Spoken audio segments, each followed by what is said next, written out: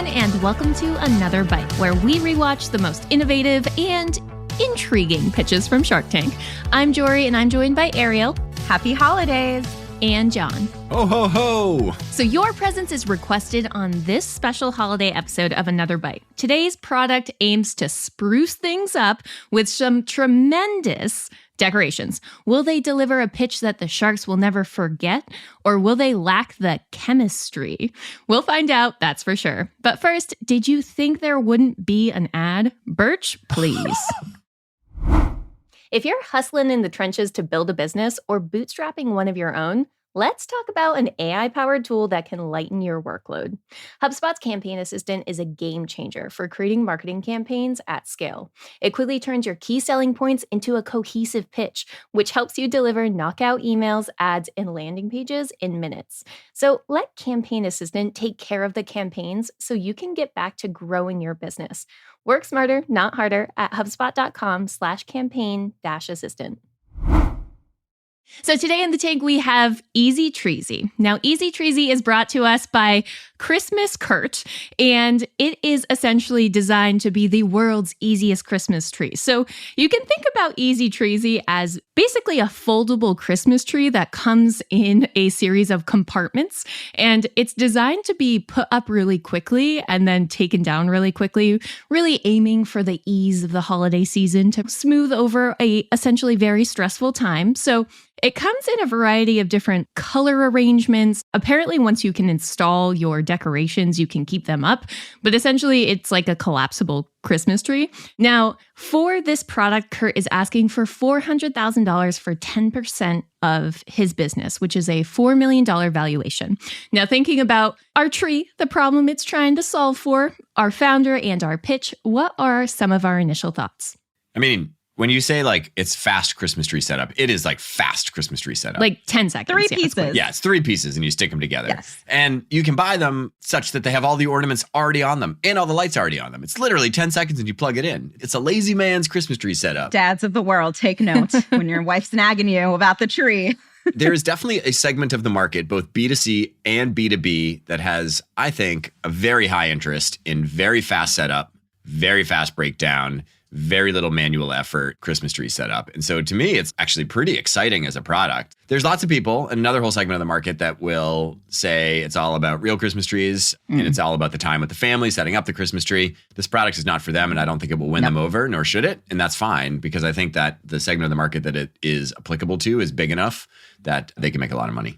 But quick pulse test, who here is actually team real tree versus team fake tree? Because I'm getting a sense, Jon, that you're team fake tree. Oh, no, I'm team real tree. Oh, okay. Plot twist.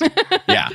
But I know there are lots of people who are not team real tree. Mm-hmm. And so like, I'm not going to apply my personal beliefs onto whether or not I think there's other people in the world who would want a fake Christmas tree. I love that it's not an opinion, it's a belief. It's a belief. What about you, Ariel? Are you fake or real Christmas tree? I'm team fake. Oh. That sounds terrible. That's all I've like grown up with. Okay. I love having a tree that you can reuse for multiple years at a time, less cleanup.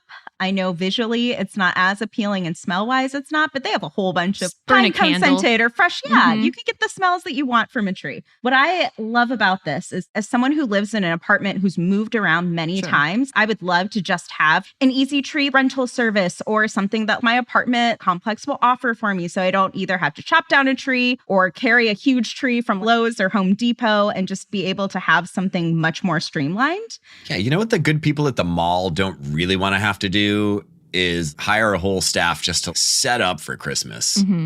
Hospitals, I was thinking like pediatric floors and stuff for the holiday season, like so easy, not having to have someone come in and set up. It's very quick. My only thing is just the price point, I think, for D2C is a little bit too steep for some of their tree offerings, but they have their reasons to believe in their value props. Yeah, it is expensive. So it ranges from like $300 to $800. Right. Yeah. You know, if you buy a high quality, decent sized, fresh tree, you're looking at spending $100 to $150. It's cheaper than I thought. Like that's a premium real Christmas tree. I think the average Christmas tree probably sells for like $50 or something like that. You would have to use it for 6 to 15 years to get your money back. You don't think people are willing to pay, though, for that ease of setup? Yeah. What's the premium you think people would pay for saving, I don't know, an hour of their lives? knowing I get multiple years and some longevity, I could maybe rationalize spending like $300, $400 on like a good big fake tree. Yeah. And that's something that I think is really interesting about this business. One thing that the Easy Treezy founder mentions is they actually will go to a retailer, and then the retailer will essentially pitch a price point that they think that they can sell these trees at. And they will like back engineer a tree that fits that price point, which is why you see this like huge range from like $299 all the way up to $800. Mm-hmm. So it does seem like they do have models, if you will, of trees that would fit that price point that you're talking about, Ariel. Yeah, but I think the issue with that is scalability, right? If you have multiple channels that want different pricing, at some point you're going to have to button down. So a lot of what we talk about is how to market this, but where would you market this to really hit that middle ground of not always having to create a new SKU, but then also to reach those premium buyers that could buy using the current price point then? I think if you're focusing on just like the everyday kind of Joe Schmo looking to like get a tree in their place, video demonstrating how easy the product is to assemble is like crucial because you can tell so much more by showing than by telling for this product. Yeah, this is definitely a show don't tell product. Yeah. I actually, if I were them, I would probably try and go as hard as I could at D2C. Yeah.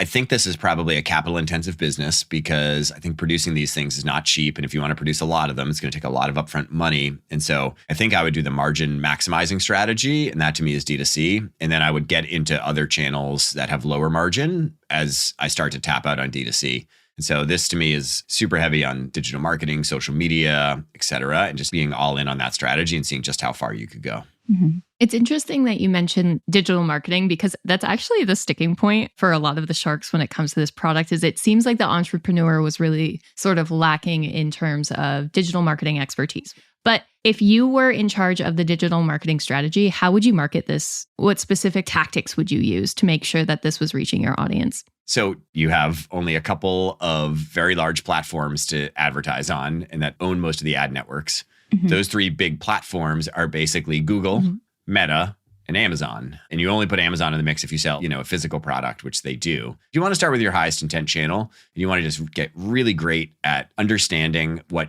the return on investment is, the return on ad spend on each of those channels, you test, you learn, and then you scale. That baseline. And when you hit diminishing returns on that channel, you go into the next channel. Yeah, I guess it'd start on Amazon, then go Google, and then go to Meta. And I bet Meta will perform the worst because it's more brand than direct response. Mm-hmm. Cheapest inventory guaranteed, though. It was cheap inventory for a reason, It's increasingly more influence media versus like, I'm looking for a fake Christmas tree. Like I would pay so much more for that click than somebody who was scrolling Facebook and saw the video and clicked on it, I think from like an organic lens, what would be really cool is user-generated content.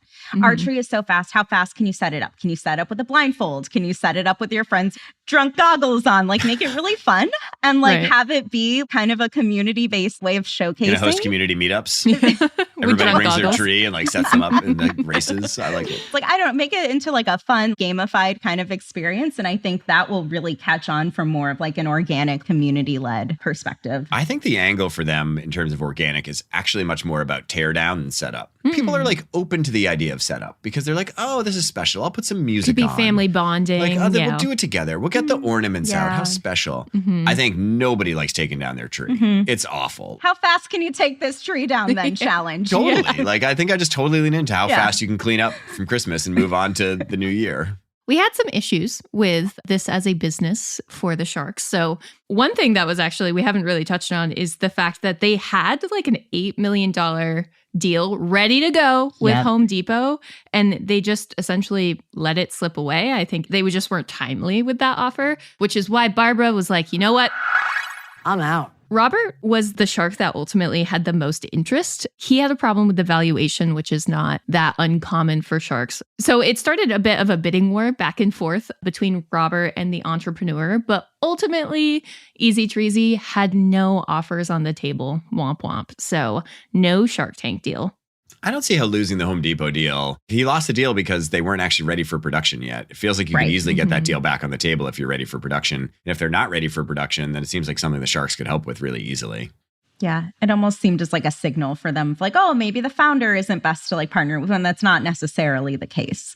After the tank, they were actually able to score that deal with that big box retailer back, and they ultimately went into partnership with Walmart, Kohl's, and Home Depot. So not all was lost, Barbara. But as of 2023, they're actually no longer available anywhere online. So despite some of that initial influx, this was a 2019 episode, you can't get them anywhere online because according to their website, they're actually no longer selling trees D2C. Instead, they offer a rental service. So very good for you, Ariel, because you can now rent their trees as your like hassle-free ticket to have that festive cheer. And then they also offer the commercial tower Christmas trees. So they offer like 12-foot plus trees for commercial spaces. So I feel like inadvertently, Ariel, you were like on par with like where they took this strategy because they went into rental and they went into those big commercial like B2B plays. Yeah. For a moment, I went through like 5 different emotions because I was actually really excited to get a tree from them. I was like, oh my gosh, this is perfect for me this year. Literally, I'm at the point of purchase. You can rent one. Now I know I can rent them.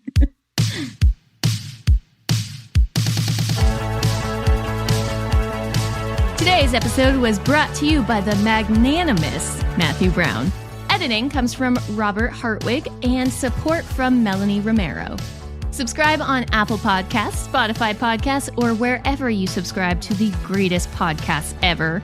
That does it for me. See you next episode in the tank with another bite. Hey guys, if you listen to Another Bite on Google Podcasts, we want to let you know that that option will no longer be available pretty soon. Google is sunsetting its podcast app sometime in early 2024 in favor of YouTube Music, and we want to give you the heads up before it's too late. Another Bite is available anywhere you listen to podcasts like Apple Podcasts and Spotify. If you're using YouTube Music, we're there as well. If you're an Android fan, there's plenty of apps like Overcast, Pocket Cast, Player FM, and more. So just search for us wherever you decide to listen to your favorite podcasts.